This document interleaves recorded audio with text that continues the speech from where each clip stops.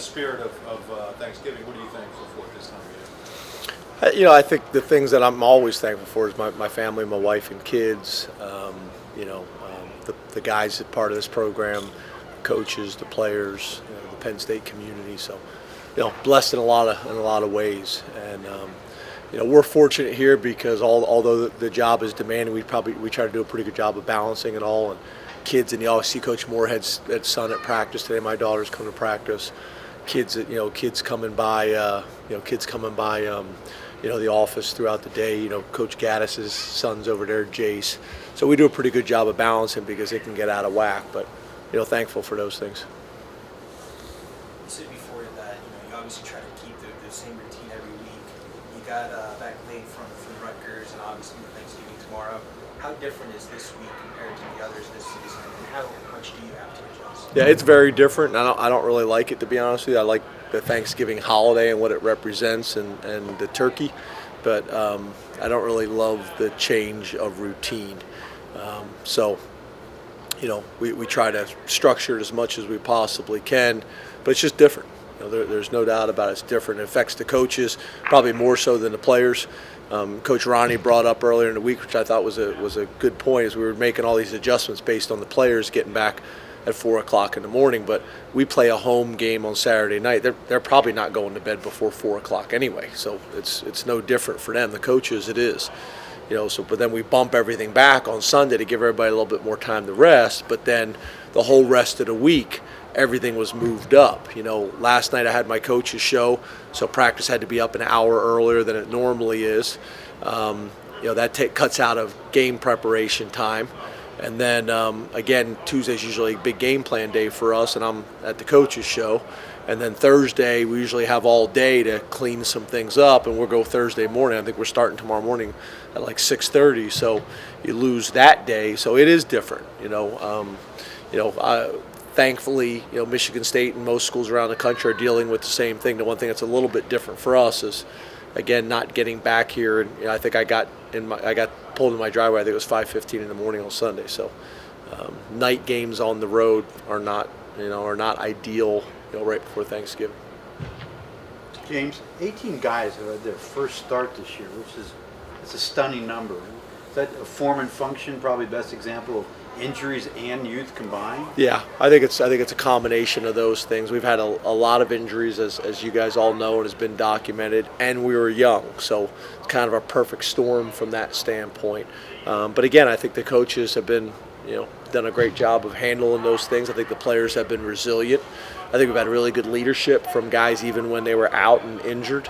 So I think it's a combination of those two things. I don't know if you'll see something like that again where you have both of those scenarios. We're such a young team, one of the younger teams in the country, and I would say that we're probably when it comes to adversity, when it comes to injuries, we're probably in the upper half of the teams in the country in terms of the number of injuries we've had this year. There's got to be a silver lining to that, though, right, for looking ahead? Yeah, I think the positive for it, obviously, just like at linebacker, is it was brutal when we were going through it at the time, but once we were able to get through it, it created depth by necessity. I think the same thing is going to happen with the offensive line over time. I think it's, obviously looking forward, which I don't like to do a whole lot during the season, but it's going to help us in the long run there as well. Explosive plays, obviously the sexier side of offense, but it seems like there's a lot of little things, receivers blocking down the field better this year, that have led to a lot of that success.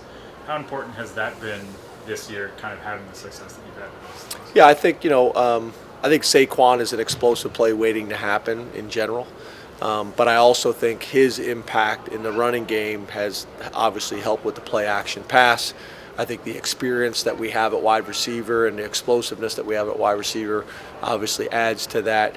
And then I think obviously the mobility we have at quarterback. I don't think it's one thing. I think it's a combination of all those things. And then I think the other thing that factors into it that we have right now is confidence. Our guys are confident that someone is going to make a big play on every drive. Or at least, someone's going to make a big play in every game. So I think combination of all those things have really, factored into that.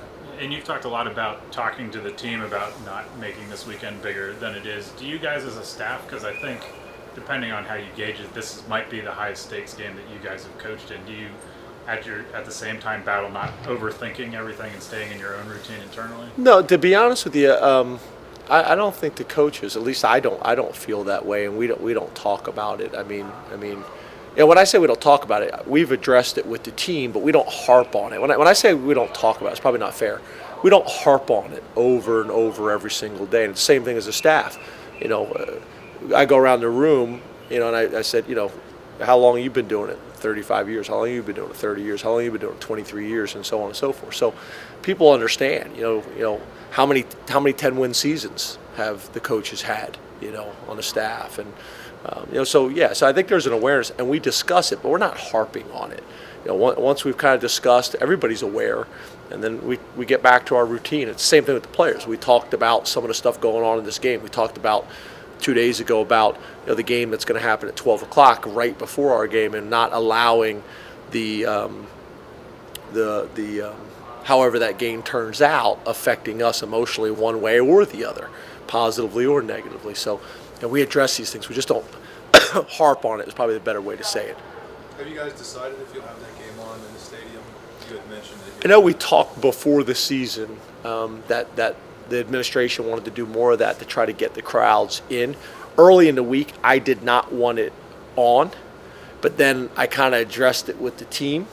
I usually have my weekly meeting with Phil Eston on Thursday, and we usually discuss those things. So early in the week, I was against it,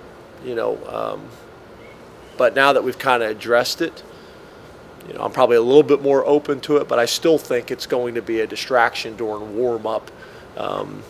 So my gut would be no.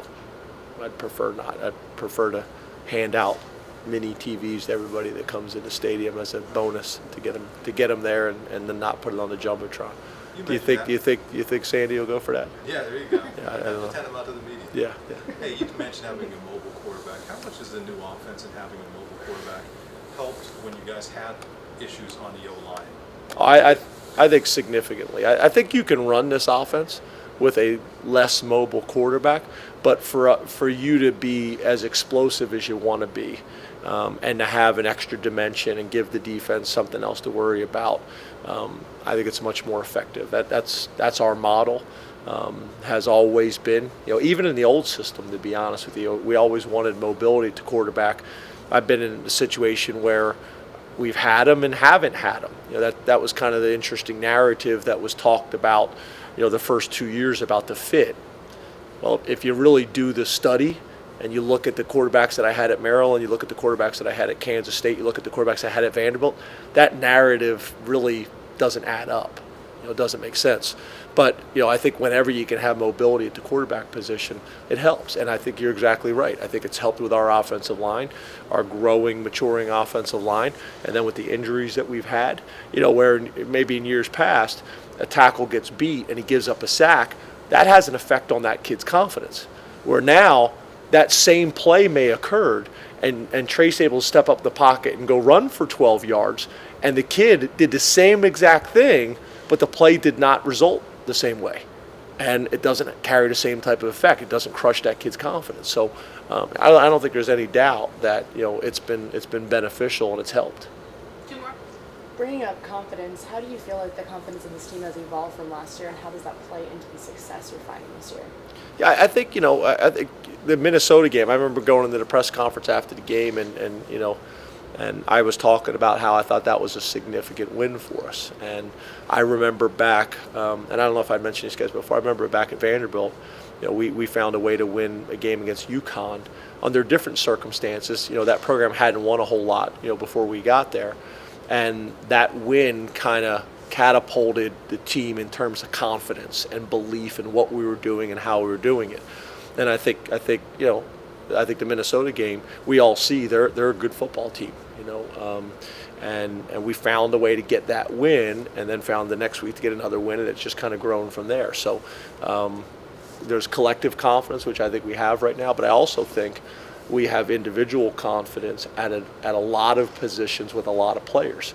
There's still some young players that are still growing in their confidence and things like that, but I think you could go through our team and the coaches would say that I think this guy really believes that he belongs playing in the Big Ten right now and is going to play well enough for us to be successful.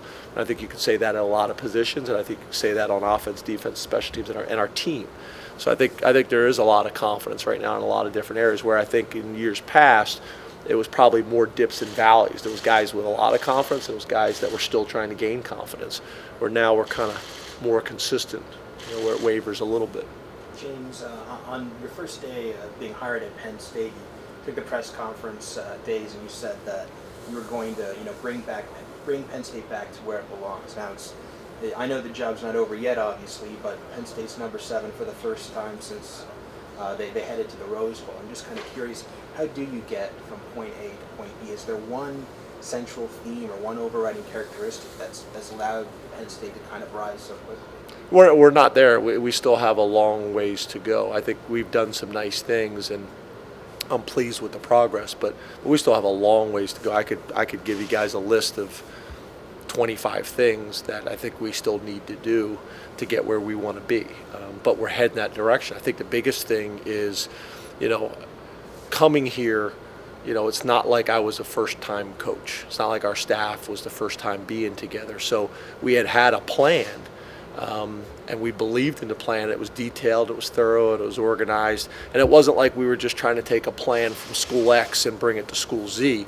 We had modified it to Penn State. We believed in it, and although there was rough patches and it was tough times and things like that, we stuck to the plan. And I think that's probably the biggest thing, is we stuck to the plan. We kept getting better every single day. We didn't focus on the past. We didn't focus on the present. We didn't focus on the future. We focused on the present.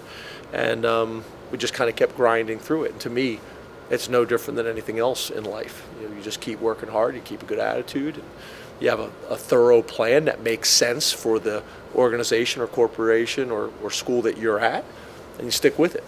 And I think that's probably the biggest thing that we did, is that I think a lot of times when you're in those situations, a lot of people start second guessing themselves or start to modify the plan and change the plan. We didn't really do that. I know people say, well, the offense has changed. I don't think that's as significant as people think. It's the overall. Joe has done a great job for us. Trace and Saquon and our entire offense have done a great job for us. But really, in the big picture, we're still playing philosophically how we want to play. We're just doing it with a new, we're using a different way of getting to the same spot, if that makes sense.